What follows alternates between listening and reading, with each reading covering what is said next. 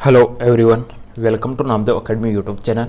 अपना जो टॉपिक चल रहा है, टॉपिक वाइज एमसीक्यू कवर कर रहे हैं, ज़्यादा से ज़्यादा इंपॉर्टेंट एमसीक्यू कवर करते हैं। पारिस्थितिकी इकोलॉजी पे गाइस अपन टॉप 100 एमसीक्यू कवर कर रहे हैं। पार्ट 1 अपन ऑलरेडी कवर कर चुके हैं, जिसका डिस्क्रिप्शन में आपको लिंक मिल जाएगा यदि आप लोगों ने अभी तक नहीं देखा है तो। पार्ट नंबर 2 की बात करने वाले गाइस, जितने भी मोस्ट इंपॉर्टेंट क्वेश्चन है वो अपन इस वीडियो के अंदर देख लेते हैं गाइस। आगे बढ़ेंगे उससे पहले चैनल को सब्सक्राइब कर लीजिएगा गाइस। पहला पार्ट जरूर देखिएगा, क्योंकि काफ़ी अच्छे से अपन ने समझ के किया है क्या इकोलॉजी होता है, क्या इकोसिस्टम होता है, दोनों के बीच में क्या डिफरेंस होता है। पार्ट 1 के अंदर अपन ने काफ़ी अच्छे से एक्सप्लेन किया है। तो चलो गाइज अपन बात कर लेते हैं क्वेश्चन नंबर 41 की। 1 से लेकर 40 तक के क्वेश्चंस पार्ट 1 में हो चुके हैं। देखिए ऑप्शन में से गाइज आपको बताना कि यहाँ पे कौन सा सुमेलित नहीं है। गाइज ऑप्शन यहाँ पे है हिमालय पर्यावरण और विकास का जो गोविंद वल्लभ पंत संस्थान अल्मोड़ा में है, सही है। वन्य प्राणी संस्थान आपका देहरादून, बिल्कुल सही है गाइज। वन्य प्रबंधन संस्थान गाइज आपका कोलकाता में आएगा क्या। गाइज पारिस्थितिकी विज्ञान केंद्र आपका बेंगलुरु में है, तो गाइज यहाँ पे सब सही है। गाइज अल्मोड़ा वाला सही है, देहरादून वाला सही है, बेंगलुरु वाला सही है। तो गाइज यहाँ पे ये अपना आ जाएगा सही सुमेलित नहीं है गाइज, ये पड़ेगा आपका भोपाल के अंदर, ठीक है। तो गाइज जो वन्य प्रबंधन संस्थान है वो पड़ता है आपका भोपाल के अंदर। गाइज इस क्वेश्चन का राइट आंसर जाने वाला ऑप्शन नंबर सी के साथ में। ओके गाइज, चलो बढ़ते हैं नेक्स्ट क्वेश्चन की तरफ। नेक्स्ट क्वेश्चन गाइज आपका दिए गए ऑप्शन में से बताना है कि कौन सी हरित गृह गैस नहीं है या कौन सी ग्रीन हाउस गैस नहीं है। आपको यहाँ पे बताना है दिए गए ऑप्शन में से ग्रीन हाउस गैस कौन सी नहीं है गाइज। चारों ऑप्शन आप लोगों के सामने है। CO2 हो गया, मीथेन हो गया गाइज, नाइट्रस ऑक्साइड हो गया और नाइट्रोजन हो गया गाइज। कौन सी ग्रीन हाउस गैस नहीं है गाइज। देखिएगा ग्रीन हाउस गैस आपकी टोटल 6 है, और ग्रीन हाउस गैसों की वजह से गाइज आपकी ग्लोबल वार्मिंग होती है। ग्लोबल वार्मिंग की वजह से क्या होती है, बर्फ़ पिघलती है, और बर्फ़ पिघलेगी तो गाइज क्या होगा, जल का जो लेवल है समुद्रों के अंदर वो जल का लेवल बढ़ेगा गाइज। तो गाइज यहाँ पे आपका जो करेक्ट आंसर बन जाएगा ऑप्शन नंबर डी के साथ में। नाइट्रोजन आपकी ग्रीन हाउस गैस नहीं है, CO2 ग्रीन हाउस है, मीथेन ग्रीन हाउस है, नाइट्रस ऑक्साइड ग्रीन हाउस है, ओजोन आपकी ग्रीन हाउस है, इसी के साथ में गाइज आपकी जलवाष्प आपकी ग्रीन हाउस गैस है। टोटल आपकी 6 ग्रीन हाउस गैसेज है गाइज। पारिस्थितिकी शब्द को सर्वप्रथम प्रतिपादित करने का श्रेय किसको जाता है गाइज। पारिस्थितिकी शब्द सबसे पहले किसके द्वारा दिया गया गाइज। देखिएगा क्वेश्चन मोस्ट इंपॉर्टेंट है गाइज, अच्छे से रट लीजिएगा इसको। पारिस्थितिकी शब्द की बात हो रही है यहाँ पे, तो गाइज आंसर जाएगा यहाँ पे ऑप्शन नंबर डी के साथ में, रिक्टर के साथ में। गाइज ध्यान दीजिएगा सबसे पहले 1868 के अंदर पारिस्थितिकी शब्द दिया गया था। ध्यान दीजिएगा गाइज, यहाँ पे कई चीज़ें बताने वाला हूँ। पारिस्थितिकी शब्द दिया गया था, और गाइज पारिस्थितिकी शब्द उसको गाइज वेल डिफाइंड किसने किया, अच्छे से परिभाषित किसने किया, तो गाइज अच्छे से परिभाषित किया था अर्नेस्ट हैकेल ने। गाइज अर्नेस्ट हैकेल ने सबसे पहले जो पारिस्थितिकी है उसको बहुत ही अच्छे से परिभाषित किया था। गाइज इस चीज़ को अच्छे से समझ लीजिएगा। गाइज एक क्वेश्चन और आएगा सेम आपसे, पारिस्थितिकी तंत्र किसने दिया था। पारिस्थितिकी तंत्र शब्द सबसे पहले किसने दिया था, तो गाइज आंसर बनेगा आपका टांसले। सबसे पहले किसने दिया गाइज, टांसले। मिलते जुलते गाइज पारिस्थितिकी तंत्र को अपन कहते हैं इकोसिस्टम सबसे पहले दिया गया था टांसले के द्वारा। और इकोलॉजी, पारिस्थितिकी का मतलब गाइज इकोलॉजी शब्द दिया गया था 1868 में रिक्टर के द्वारा। ओके गाइज, और गाइज सबसे पहले परिभाषित किसने किया, परिभाषित किया था गाइज अर्नेस्ट हैकेल ने। नेक्स्ट क्वेश्चन की तरफ बढ़ते हैं। गाइज जो ऑटो इकोलॉजी है इसका मतलब क्या है, स्व पारिस्थितिकी या ऑटो इकोलॉजी का मतलब क्या है गाइज। चारों ऑप्शन आप लोगों के सामने, आंसर दे दीजिएगा फटाफट, क्या आंसर बनने वाला गाइज। ऑटो इकोलॉजी का मतलब क्या है गाइज, आंसर जाएगा यहाँ पे ऑप्शन नंबर बी के साथ में, व्यक्तिगत जीवधारी का पारिस्थितिकी अध्ययन। व्यक्तिगत यानी पर्सनल जो भी जीव है गाइज, एक अपन कोई भी पर्सनल जीव की बात करें तो गाइज उसका जो पारिस्थितिकी अध्ययन किया जाता है वो कहलाता है आपका ऑटो इकोलॉजी, स्व पारिस्थितिकी। ठीक है गाइज, ये 2 टर्म्स होते हैं गाइज। एक तो होगी आपकी हिंदी में कहते हैं अपन स्व पारिस्थितिकी, जिसको ऑटो इकोलॉजी कहते हैं, ठीक है। और गाइज पारिस्थितिकी शाखा यही है, पारिस्थितिकी या जो आपका जो इकोलॉजी है उसकी 2 शाखाएं हैं, 2 ब्रांचेज है। एक होगी आपकी ऑटो इकोलॉजी गाइज, एक दूसरी होती है आपकी साइन इकोलॉजी, दूसरी होती है साइन इकोलॉजी गाइज, जिसको अपन कहते हैं समपारिस्थितिकी। ध्यान दीजिएगा गाइज 2 शाखाएं होती है किसकी, इकोलॉजी की 2 शाखाएं होती है। एक होती है आपकी ऑटो इकोलॉजी, दूसरी होती है साइन इकोलॉजी। पहली को कहते हैं स्व पारिस्थितिकी, दूसरी को कहते हैं सम पारिस्थितिकी। ठीक है गाइज, स्व पारिस्थितिकी में गाइज अपन एक ही जीव का अध्ययन करते हैं, व्यक्तिगत जीव का अध्ययन करते हैं, ठीक है। और गाइज इसके अंदर क्या करते हैं अपन, इसके अंदर जीवों के समूह का विवरण करते हैं अपन, जीवों के समूह का एक साथ संबंध का जो रिलेशन है उसको स्टडी करते हैं। क्लियर है दोनों के बीच का डिफरेंस। गाइज कौन सा एक पारिस्थितिकी तंत्र या इकोसिस्टम शब्द का सर्वोत्कृष्ट वर्णन है। चारों ऑप्शन आपके सामने गाइज, आंसर दे दीजिएगा फटाफट। इकोसिस्टम या गाइज पारिस्थितिकी तंत्र है, उसका सही से मतलब क्या है? चारों में से गाइज कौन सा आपका बिल्कुल सही डेफिनेशन बनने वाली पारिस्थितिकी तंत्र की? क्वेश्चन नंबर 45 गाइज, आंसर बनेगा ऑप्शन नंबर सी, जीवों का समुदाय और साथ ही वह पर्यावरण जिसमें वे रहते हैं। जीवों का समुदाय और साथ ही साथ में वह पर्यावरण जिसमें वह रहते हैं, इन सब का जो अध्ययन होता है, इन सब का जो रिलेशन है, वो कहलाता है आपका पारिस्थितिकी तंत्र, इकोसिस्टम। नेक्स्ट क्वेश्चन गाइज आपका है कि किसी पारिस्थितिकी तंत्र में ऊर्जा का प्रवाह के बारे में निम्न में से कौन सी श्रृंखला सही है?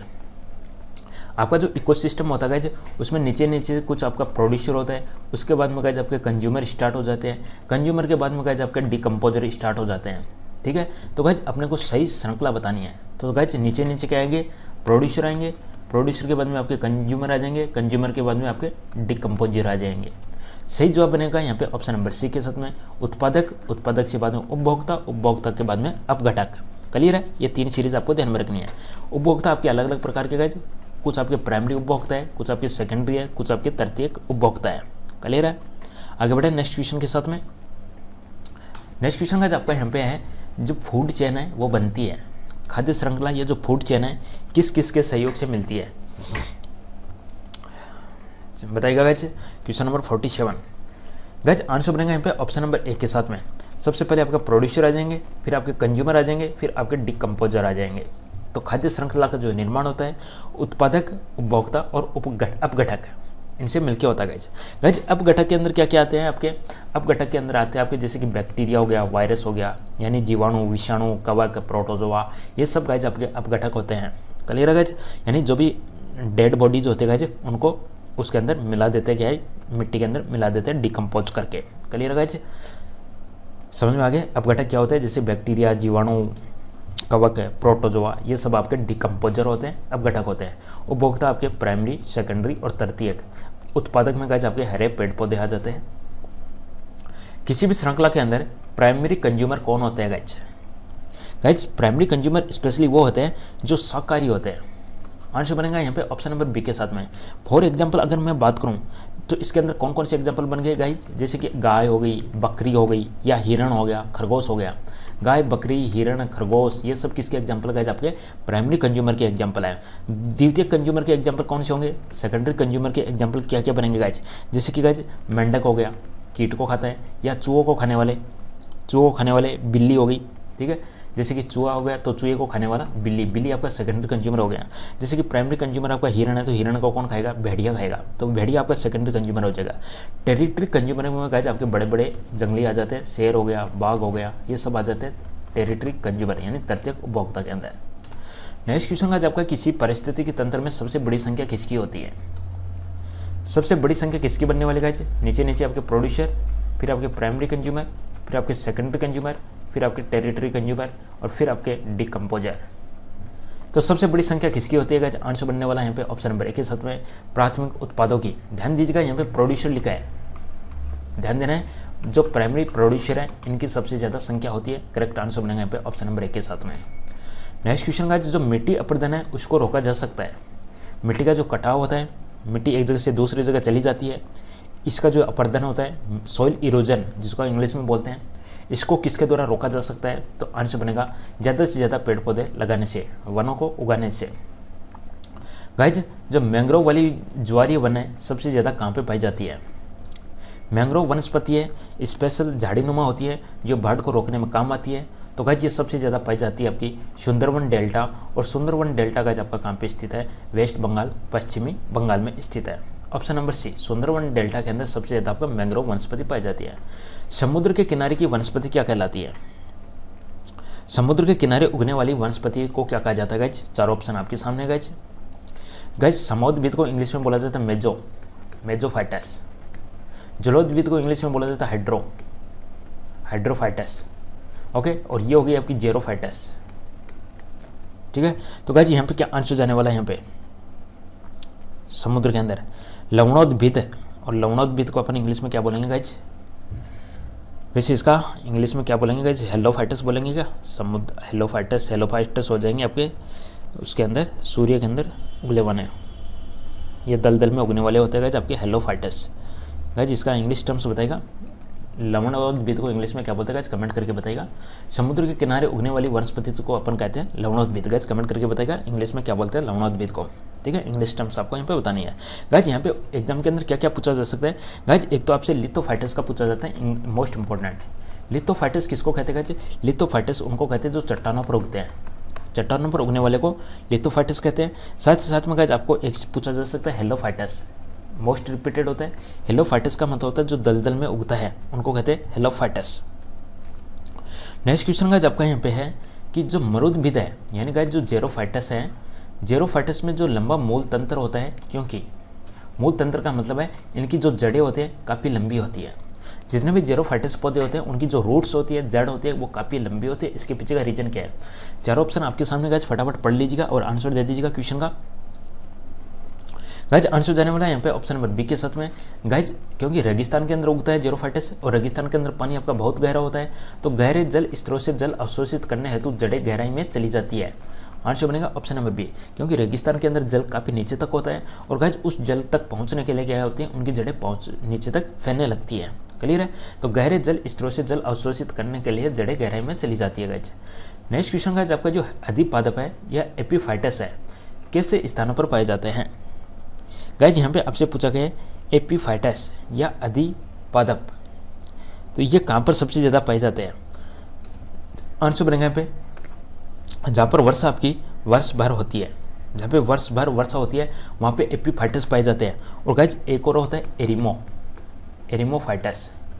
एरिमोफाइटस गाइज स्पेशली आपका रेगिस्तान से बिलोंग करती है, जिस तरीके से जेरोफाइटस है। देखिएगा गाइज जहाँ पे रेगिस्तान में उगने वाले को कहते हैं एरिमोफाइटस, और गाइज जहाँ पे सबसे ज़्यादा वर्षा होती है उन पे कहते हैं एपीफाइटस। दोनों टर्म समझ लीजिएगा, एपीफाइटस यानी जहाँ पे ज़्यादा वर्षा होती है, एरिमोफाइटस यानी रेगिस्तान या स्टेपी में उगने वाले पौधों को कहते हैं एरिमोफाइटस। नेक्स्ट क्वेश्चन गाइज आपका संसार का सबसे बड़ा पारिस्थितिकी तंत्र कौन सा है। संसार का सबसे बड़ा पारिस्थितिकी तंत्र कौन सा है गाइज। आंसर बनेगा यहाँ पे ऑप्शन नंबर सी के साथ में सागर। और गाइज आपका सबसे स्थायी भी कौन सा है, आपका सबसे स्थायी आपका है महासागर। नेक्स्ट क्वेश्चन गाइज जब हम बकरी का मांस खाते हैं तो हम किस प्रकार के कंज्यूमर है। देखिएगा प्रोड्यूसर हो गए, प्रोड्यूसर के बाद में गाइज अपन प्राइमरी कंज्यूमर के अंदर गाइज क्या आ जाते हैं, बकरी आ गई जैसे। ठीक है, ह्यूमंस होता है गाइज, ह्यूमंस क्या होता है प्राइमरी में भी आ जाता है, ह्यूमंस आपका सेकेंडरी में भी आ जाता है। ठीक है, तो गाइज ह्यूमंस यदि मांस खा रहा है तो गाइज ये आपका आ जाता है सेकेंडरी कंज्यूमर। तो गाइज ह्यूमंस की बात करें शाकाहारी है तो गाइज वो प्राइमरी हो जाएगा और सेकेंडरी हो जाएगा, और मांस खा रहा है तो गाइज ह्यूमंस आपका प्राइमरी और सेकेंडरी दोनों टाइप से होता है। नेक्स्ट क्वेश्चन खाद्य श्रृंखला से अभिप्राय है कि इनमें किसके द्वारा ऊर्जा अंतरण होता है। गाइज जो ऊर्जा का ट्रांसफर हो रहा है प्रोड्यूसर से प्राइमरी कंज्यूमर, फिर सेकेंडरी कंज्यूमर, फिर टेरिटरी कंज्यूमर, फिर डिकम्पोजर, तो गाइज ये जो ऊर्जा का ट्रांसफर हो रहा है वो किस तरीके से हो रहा है बता दीजिएगा। चारों ऑप्शन पढ़ लीजिएगा, फटाफट आंसर दे दीजिएगा। आंसर जाएगा यहाँ पे ऑप्शन नंबर बी के साथ में गाइज एक जीव से दूसरे जीव के द्वारा। आंसर बनेगा ऑप्शन नंबर बी, एक जीव से दूसरे जीव। गाइज वीडियो को लाइक कर दीजिएगा, चैनल को सब्सक्राइब कर लीजिएगा, दोस्तों के साथ शेयर करते रहा करो, और काफ़ी सारे अपन एमसी को कवर कर चुके हैं उनको भी साथ साथ में देखते रहा करो। नेक्स्ट क्वेश्चन गाइज पर्यावरण का जो अजैवीय घटक है इसका एग्जाम्पल बता दीजिएगा। गाइज अजैवीय अवयव कुछ होते हैं आपके जैविक, कुछ होते हैं अजैविक। जैसे कि जैविक होता है, जैविक को इंग्लिश में बोला जाता है गाइज आपके बायोटिक। ठीक है, आपके गाइज जो अजैविक होता है, अजैविक को इंग्लिश में बोला जाता है एबायोटिक। गाइज यहाँ पे आपसे पूछा गया एबायोटिक का एग्जाम्पल कौन सा है। आंसर बनेगा यहाँ पे ऑप्शन नंबर सी के साथ में वायु। गाइज एबायोटिक घटक है वो 3 प्रकार के होते हैं। जितने भी आपके एबायोटिक है वो आपके 3 प्रकार के होते हैं। पहला गाइज आपका कार्बनिक होता है, दूसरा गाइज आपका अकार्बनिक होता है। ठीक है, और तीसरा गाइज जो होता है वो होता है जलवायु। तीसरा होता है जलवायु। तो क्या जलवायु हो गई आपकी, या आपकी जो अकार्बनिक कार्बनिक ये सब किसके अंदर आ गए, वायु हो गई। तो वायु आपका एबायोटिक हो चुका। क्लियर हो गया। तो एबायोटिक के अंदर क्या क्या आता है, जितनी भी आपकी ऑक्सीजन, नाइट्रोजन, हाइड्रोजन हो गई। कार्बनिक में गाइस प्रोटीन, वसा, कार्बोहाइड्रेट। जलवायु के अंदर प्रकाश, टेम्परेचर, बारिश। पारिस्थितिकी संतुलन बनाए रखने के लिए भारत में वन क्षेत्र कितने अनुपात में होना चाहिए, कितने एरिया के अंदर गाइस जंगल होना चाहिए। गाइस सही जवाब जाने वाला है इसका ऑप्शन नंबर सी के साथ में 33.3%, 33.3% के ऊपर जंगल होना जरूरी है। गाइज एपीफाइटस बहुत अधिक विकसित होती है, ऐसे पौधे होते हैं जो अन्य पौधों पर निर्भर करते हैं। एपीफाइटस कहाँ पे उगते हैं गाइज, जहाँ पे वर्षा सबसे ज़्यादा होती है। वर्षा सबसे ज़्यादा होती है वहाँ पे गाइज एपीफाइटस होते हैं, और जहाँ पे रेगिस्तान होगी वहाँ पे होता है एरिमोफाइटस। एरिमोफाइटस होते हैं जहाँ पे रेगिस्तान होता है। तो गाइज एपीफाइटस बहुत अधिक विकसित होती है। ऐसे पौधे होते हैं जो अन्य पौधों पर निर्भर करते हैं। किस चीज़ के लिए? मैकेनिकल सपोर्ट प्रोवाइड करने के लिए, उनको सहारा प्रदान करने के लिए, यांत्रिक मदद हेतु, मैकेनिकल सपोर्ट प्रोवाइड करने हेतु। क्वेश्चन को दोबारा से पढ़ लीजिएगा। क्वेश्चन का आंसर बनेगा option number B. Guys next question आपसे पूछा गया है, गाइज जो फाइट्रोन होता है, बात पाल है, ये जो फाइट्रोन है एक सुविधा जिससे क्या प्राप्त किया जा सकता है? फाइट्रोन से क्या प्राप्त किया जा सकता है गाइज? क्या आंसर बनेगा यहाँ पे? आंसर हो जाएगा ऑप्शन नंबर सी के साथ में, नियंत्रित दशाओं में पादपों का उगना संभव हो पाता है। फाइट्रोन का मतलब है, फाइट्रोन एक फैसिलिटी है जिसके अंदर क्या होता है, कुछ अनुकूलन कंडीशंस होती है, उसके अंदर जितने भी पादप है उनका उगना एक संभव हो जाता है। ऑप्शन नंबर सी। गाइज अधिकांश जो मरुस्थलीय पादप है रात के समय में ही पुष्पित होते हैं, क्योंकि रात्रि में ही पुष्पित होते हैं। जितने भी मरुस्थलीय पादप है, जेरोफाइटस है, रात के समय में ही स्पेशली उनके अंदर पुष्प निकलता है। आंसर बनेगा ऑप्शन नंबर डी के साथ में, मरुस्थलीय कीट है रात्रि के समय में सक्रिय रहते हैं। Option number D. मरुस्थलीय कीट है जितने भी, वो ज़्यादातर आपके रात के समय में एक्टिव रहते हैं, इसलिए जो पुष्प है वो रात्रि में ही पुष्पित होते हैं। नेक्स्ट क्वेश्चन गाइस, पारिस्थितिकी ने संकल्पना को प्रतिपादित किया था। पारिस्थितिकी संकल्पना, पारिस्थितिकी की बात हो रही तो गाइस यहाँ पे इकोलॉजी से मतलब है। गाइस इसको किसने प्रतिपादित किया था? पार्क, ग्रीनलैंड, डार्विन या इपिओडम? गाइस संकल्पना को किसने प्रतिपादित किया? गाइस आंसर जाने वाला है यहाँ पे ऑप्शन नंबर बी के साथ में, ग्रीनलैंड ने। Option number B Greenland. Next question guys, मनुष्य किसके द्वारा जीवमंडल में पारिस्थितिकी संतुलन बनाए रख सकता है? मनुष्य की बात हो रही है, जीवमंडल में पारिस्थितिकी संतुलन बना सकता है किस चीज़ की सहायता से? बता दीजिएगा गाइस, क्या आंसर बनेगा यहाँ पे? चारों ऑप्शन देख लीजिएगा। गाइस आंसर जाने वाला है यहाँ पे ऑप्शन नंबर बी के साथ में, संबंधित पौधों की नई किस्में और पालतू पशु की नई नस्ल विकसित करके। यानी एक तो पालतू पशु है, साथ साथ में गाइस संबंधित पौधे हैं, उनकी नई किस्म को डेवलप करके जीवमंडल में पारिस्थितिकी संतुलन बनाए रख सकता है। Option number B. गाइस सामाजिक वानिकी का मतलब क्या है? आंसर दीजिएगा। गाइस वीडियो को लाइक कर दीजिएगा, लाइक बहुत कम करते हो। सामाजिक वानिकी है तो गाइस आंसर बनेगा ऑप्शन नंबर डी, सहकारी स्वामित्व वाली भूमि पर उपयोगी पौधों का उगाना और उनकी व्यवस्था करना। सहकारी स्वामित्व वाली भूमि पर उपयोगी पौधों को उगाना और उनकी व्यवस्था करना सामाजिक वानिकी। नेक्स्ट क्वेश्चन गाइस, राष्ट्रीय वानस्पतिक उद्यान, राष्ट्रीय वानस्पतिक उद्यान कहाँ पर स्थित है गाइस? राष्ट्रीय वानस्पतिक उद्यान गाइस आंसर बनेगा ऑप्शन नंबर सी के साथ में, लखनऊ। क्वेश्चन को पढ़ लीजिएगा दोबारा से। वानस्पतिक उद्यान पूछा गया है, वानस्पतिक उद्यान आपका लखनऊ में है, विज्ञान केंद्र आपका बेंगलुरु में है, कोलकाता के अंदर गाइस आपका वन वाला है, वन केंद्र, वन अनुसंधान केंद्र आपका कोलकाता देहरादून में है, वन अनुसंधान आपका देहरादून के अंदर है, और विज्ञान अनुसंधान गाइस आपका बेंगलुरु में है, वानस्पतिक उद्यान आपका लखनऊ में है, और वन प्रबंधन आपका भोपाल में है। पृथ्वी का जो विशालतम पारिस्थितिकी तंत्र कौन सा है? सबसे बड़ा पारिस्थितिकी तंत्र, सबसे बड़ा इकोसिस्टम कौन सा है गाइस? आंसर बनेगा यहाँ पर जलमंडल। Option number B जलमंडल।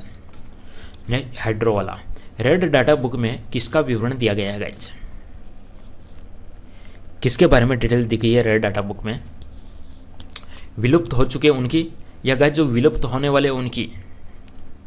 Guys answer बनेगा यहाँ पे ऑप्शन नंबर बी के साथ में, जितने भी संकट में आ रहे हैं पादप है और जीव जंतु है, जितने भी संकट में अभी पादप और जीव जंतु है उनका रेड डाटा बुक में विवरण दिया गया है। नेक्स्ट क्वेश्चन गाइस, जैव विविधता के लिए खतरा है, बायोडाइवर्सिटी के लिए सबसे ज़्यादा खतरा क्या है गाइस? आंसर बनेगा ऑप्शन नंबर सी, प्राकृतिक आवास और वनस्पति का विनाश तथा झूम खेती। खतरा क्या है बायोडाइवर्सिटी के लिए? जैव विविधता के लिए खतरा है प्राकृतिक आवास और वनस्पति का विनाश होना। प्राकृतिक आवास जितने भी नेचुरल हैबिटेट है उनका, और जितने भी वनस्पति है उनका नष्ट होना, और झूम खेती, ये आपका गाइस आंसर बन जाएगा ऑप्शन नंबर सी। गाइस ताल पारिस्थितिकी तंत्र की स्थिरता किस पर निर्भर करती है? ताल पारिस्थितिकी तंत्र की स्थिरता, आंसर बनेगा ऑप्शन नंबर डी के साथ में प्रोड्यूसर एंड कंज्यूमर पे। नेक्स्ट क्वेश्चन का जब कहा प्रकृति के संतुलन को तय करने वाला मुख्य कारक है, प्रकृति का बैलेंस तय करने वाला मुख्य कारक है ह्यूमंस की गतिविधियाँ या गाइज ये जो भी रेबिट वगैरह ये तो नहीं होगा, पर्यावरणीय परिस्थितियाँ, खाद्य की उपलब्धता। प्रकृति के संतुलन को तय करने वाले मुख्य कारक है ह्यूमंस की गतिविधियाँ, ऑप्शन नंबर ए मानव गतिविधियाँ। नेक्स्ट क्वेश्चन वह पिगमेंट वह वर्णक जो वनस्पति को पराबैंगनी किरणों के दुष्प्रभाव से बचाता है कौन सा है। देखिएगा एक तो आपका ओजोन है जो ह्यूमंस के लिए या तो भाई उनके लिए ओजोन लेयर के अंदर पाया जाता है, अल्ट्रावायलेट रेज से रक्षा करता है। वनस्पतियों के अंदर कौन सा पिगमेंट पाया जाता है जो अल्ट्रावायलेट रेज से बचाती है। आंसर बनेगा यहाँ पे phycocyanin, option number C phycocyanin. क्या है गाइज ये एक पिगमेंट है, किस में पाया जाता है, वनस्पतियों में पाया जाता है फाइकोसाइनिन। फाइकोलॉजी कहलाता है आपका सेवाल का अध्ययन, फाइकोलॉजी सेवाल का अध्ययन। काजीरंगा किस लिए जाना जाता है गाइज, काजीरंगा पड़ता है आपका असम के अंदर, कंचनजंगा पड़ता है आपका सिक्किम के अंदर, कंचनजंगा पड़ता है सिक्किम में, काजीरंगा पड़ता है असम के अंदर।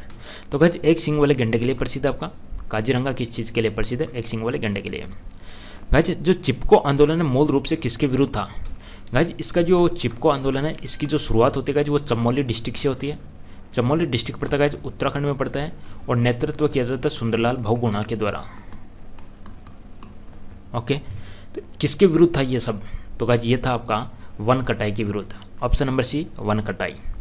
नेक्स्ट क्वेश्चन गाइज वातावरण के अंदर जितनी भी ग्रीन हाउस गैस हैं उनके बढ़ते बाहुल्य के कारण निम्न प्रभावित हुई है सिवाय ग्रीन हाउस गैस से गाइज सब प्रभावित हुए हैं किसको छोड़कर। क्या ग्रीन हाउस गैसेज की वजह से पृथ्वी के ऊपर गर्मी बढ़ रही है, प्रभावित हो रही है। समता मंडल में गाइज ओजोन की परत पे कुछ इफेक्ट पड़ रहा है, ऑक्सीजन गाइज आपकी कम होती जा रही है, या CO2। तो गाइज किसके ऊपर सबसे ज़्यादा किसके ऊपर प्रभाव नहीं पड़ा, आंसर बनेगा ऑक्सीजन निषेचन प्रभाव पे। बाकी सब पे इफेक्ट पड़ा आपका ग्रीन हाउस गैसेज की वजह से, ऑक्सीजन निषेचन प्रभाव पे इफेक्ट नहीं पड़ा। नेक्स्ट क्वेश्चन का विश्व का सबसे अधिक तेजी से बढ़ने वाला जल पादप कौन सा है।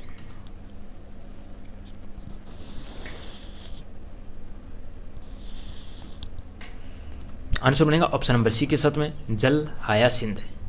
विश्व के अंदर सबसे अधिक तेजी से बढ़ने वाला जल पादप है जल हायासिंथ। विश्व के सभी पादप मर जाते हैं तो सभी पशु भी इनकी कमी के कारण मर जाएंगे। अगर पेड़ पौधे वनस्पति खत्म हो चुकी है तो ऑब्वियसली जंतु भी मरेंगे क्योंकि ऑक्सीजन ही नहीं मिलेगी। आंसर बनेगा option number D. Next question का जब कहा कि अत्यधिक वन उन्मूलन या वनों की कटाई से सबसे अधिक खतरनाक प्रभाव क्या है। यदि ज़्यादा से ज़्यादा पेड़ पौधे उखाड़ दिए जाए तो गाइज क्या नेगेटिव इफेक्ट पड़ेगा। आंसर बनेगा ऑप्शन नंबर बी के साथ में मिट्टी अपरदन या soil erosion, option number B right answer बन जाएगा। गाइज पर्यावरणीय आयोजन के साथ मूलतः संबंधित संगठन कौन सा है, बता दीजिएगा। पर्यावरण आयोजन के साथ में कौन सा बनने वाला है यहाँ पे।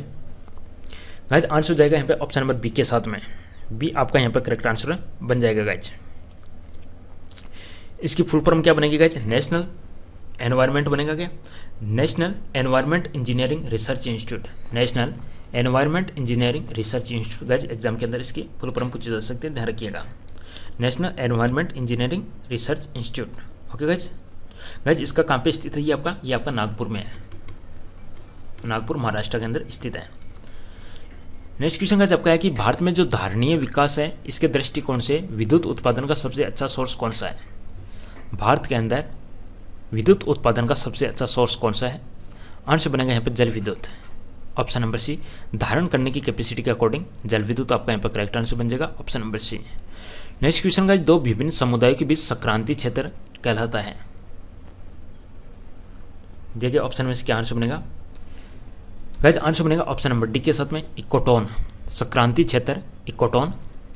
निम्न में से किस एक प्रवाल विरंजन का सबसे अधिक प्रभावी कारक है। प्रवाल विरंजन का सबसे अधिक प्रभावी कारक कौन सा है गाइज। आंसर बनेगा ऑप्शन नंबर सी के साथ में सागरीय जल के सामान्य टेम्परेचर में वृद्धि होना।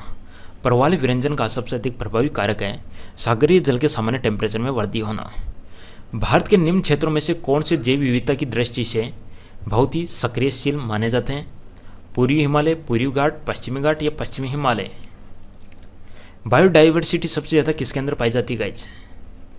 बायोडाइवर्सिटी जैव विविधता सबसे ज़्यादा किस में पाई जाती है गाइज, क्वेश्चन आपका मोस्ट इंपॉर्टेंट है गाइज। आंसर बनेगा यहाँ पे ऑप्शन नंबर बी के साथ में आपका, एक तो गाइज आपका पूर्वी हिमालय है, एक आपका पश्चिमी घाट है। ध्यान दीजिएगा सबसे ज़्यादा पाई जाती है आपकी पूर्वी हिमालय और पश्चिमी घाट। गाइज भारत के अंदर अप्रॉक्सीमेट 4 आपके बायोडाइवर्सिटी क्षेत्र हो गए, जैसे कि हिमालय हो गया, वेस्टर्न घाट हो गया, इंडो तिब्बत रीजन वाला हो गया गाइज, एक और बनता है आपका, एक है आपका सुंदरवन। 4 बायोडाइवर्सिटी क्षेत्र हैं, हिमालय हो गया, पश्चिमी घाट हो गया, इंडो तिब्बत वाला एरिया हो गया और एक होता है आपका सुंदरवन। तो सबसे ज़्यादा आपका जो बायोडाइवर्सिटी है वो है आपका पूर्वी हिमालय और पश्चिमी घाट है। नेक्स्ट क्वेश्चन का आपका कि जो पारिस्थितिकी निकाय है या गाइज आपका जो इकोसिस्टम है के रूप में गाइज जो आर्द्र भूमि निम्न में से किस हेतु उपयोगी होती है। आर्द्र भूमि या जो मॉइस्चर भूमि है किस चीज़ के लिए उपयोगी होती है गाइज, आंसर बनेगा ऑप्शन नंबर डी के साथ में उपरोक्त सभी पोषक पुनर्प्राप्ति और चक्रण हेतु, पौधों द्वारा अवशोषण के माध्यम से भारी धातुओं को मुक्त करवाने हेतु, तलछट रोक नदियों का गादीकरण कम करने हेतु, उपरोक्त सभी। नेक्स्ट क्वेश्चन गाइज, निम्न में से किस देश में विश्व के टेम्परेचर पर आंकड़े इकट्ठा करने के लिए वैश्विक वायुमंडल चौकसी स्टेशन स्थापित नहीं किया गया है। नहीं किया गया है टेम्परेचर, किस देश में विश्व के टेम्परेचर पर आंकड़ा इकट्ठा करने के लिए वैश्विक वायुमंडल, वैश्विक को इंग्लिश में बोला जाता है ग्लोबल वायुमंडल चौकसी स्टेशन स्थापित नहीं किया गया है। आंसर बनेगा यहाँ पे ऑप्शन नंबर डी, इंडिया के अंदर। नेक्स्ट क्वेश्चन गाइज आपका कौन सा स्टेटमेंट आपका बिल्कुल सही है। ओके तो गाइज बिल्कुल सही स्टेटमेंट आपका पहला ही हो जाएगा, जैव मंडल इकोसिस्टम में ऊर्जा का प्रवाह एक दिशीय होता है, यानी एक डायरेक्शन में होता है। जैव मंडल में ऊर्जा का प्रवाह हमेशा एक डायरेक्शन में होता है, ये चक्रीय बता रहे हैं यहाँ पे, ठीक है। पारिस्थितिक तंत्र में बढ़ते पोषण स्तर के साथ ऊर्जा का सापेक्षिक क्षय घटता जाता है, बढ़ते पोषण स्तर के साथ में। ओके गाइज तो यहाँ पे आपका बिल्कुल सही है option number A. Next question का आपका कौन पारिस्थितिक तंत्र के बारे में बिल्कुल सही नहीं है, ठीक है। यह अजैविक और जैविक दोनों संगठनों से युक्त होता है, इसकी अपनी स्वयं की उत्पादकता होती है, यह एक बंद तंत्र होता है, यह प्राकृतिक संसाधन तंत्र होता है। इकोसिस्टम के बारे में सही नहीं है गाइज, ये क्लोज नहीं होता, बिल्कुल ओपन होता है। ऑप्शन नंबर सी आपका सही नहीं है गाइज। खाद्य श्रृंखला ये जो फूड चेन होती है उसके अंदर मानव क्या है, ह्यूमंस क्या है गाइज, ह्यूमंस क्या प्रोड्यूसर बनेंगे या गाइज प्राइमरी कंज्यूमर बनेंगे या सेकेंडरी कंज्यूमर बनेंगे या प्राइमरी और सेकेंडरी दोनों। तो गाइज ह्यूमंस है आपके प्राइमरी एंड सेकेंडरी कंज्यूमर दोनों। गाइज आहार श्रृंखला का निर्माण करते हैं, आहार श्रृंखला का निर्माण सही से किसके द्वारा होता है गाइज, आहार श्रृंखला का मतलब पहले प्रोड्यूसर फिर कंज्यूमर फिर आपके डिकम्पोजर। तो गाइज आंसर बनेगा ऑप्शन नंबर बी के साथ में। गाइज आपका पहले प्रोड्यूसर आ जाता है, फिर आपके प्राइमरी कंज्यूमर हो गए, फिर आपके गाइज इनको अपन कह सकते हैं सेकेंडरी कंज्यूमर, ठीक है, क्योंकि इनका मीट खाने वाला, ठीक है। तो क्योंकि हाथी भी आपका शाकाहारी हो गया, बकरी भी शाकाहारी होगी, ये नहीं बन रहा, तो गाइज आंसर बनेगा option number B. Next question guys आपका कि जो पारिस्थितिकी विज्ञान के अंदर आपका कहाँ पे स्थित है, इंपॉर्टेंट क्वेश्चन है, ध्यान दीजिएगा। यहाँ पे साइंस सेंटर पूछा गया है, इकोसिस्टम इकोलॉजी साइंस सेंटर आपसे पूछा गया है कहाँ पे स्थित है, तो गाइज ये आपका पड़ता है बेंगलुरु के अंदर पड़ता है, option number B D. Next question guys पर्यावरण दिवस कब मनाया जाता है, वर्ल्ड एनवायरनमेंट डे कब सेलिब्रेट किया जाता है गाइज, इंपॉर्टेंट क्वेश्चन है, ध्यान रखिएगा इसको, ये हमेशा सेलिब्रेट किया जाता है 5 जून को। नेक्स्ट क्वेश्चन गाइज जो पहली बार फर्स्ट टाइम गाइज आपका जो वर्ल्ड एनवायरनमेंट डे है वो किस वर्ष मनाया गया था, सबसे पहले 5 जून को मनाया जाता है, और सबसे पहले कब मनाया गया, आंसर बनेगा 1973 1973। नेक्स्ट क्वेश्चन गाइज जो घटती उत्पादनशीलता के क्रम में पारिस्थितिक तंत्र में निम्न में से कौन सा क्रम आपका सही है, घटती हुई क्रम पूछा गया गाइज आपसे, तो गाइज घटता हुआ क्रम में आपका बिल्कुल सही कौन सा बनेगा, ऑप्शन सी मैंग्रोव, घास का मैदान, झील और सागर। घटता हुआ क्रम के अंदर कौन सा आपका सही है गाइज, घटती उत्पादनशीलता, घटती उत्पादनशीलता, ठीक है, सागर के अंदर उत्पादनशीलता कम होती जाती है। पारिस्थितिकी तंत्र में तत्वों का जो चक्रण होता है उसको क्या कहते हैं, जितने भी तत्व हैं उनका चक्रण क्या कहलाता है गाइज, आंसर बनेगा जैव भू रासायनिक चक्र, ऑप्शन नंबर बी। इसी के साथ में गाइज अपना सिस्टम अपना टॉपिक इको सिस्टम बोल दीजिएगा या इकोलॉजी बोल दीजिएगा समाप्त होता है। वीडियो को लाइक कर दीजिएगा, चैनल को सब्सक्राइब कर दीजिएगा गाइज, और इसी प्रकार से अपन टॉपिक वाइज MCQ और करते रहेंगे गाइज। धन्यवाद, थैंक यू, बाय।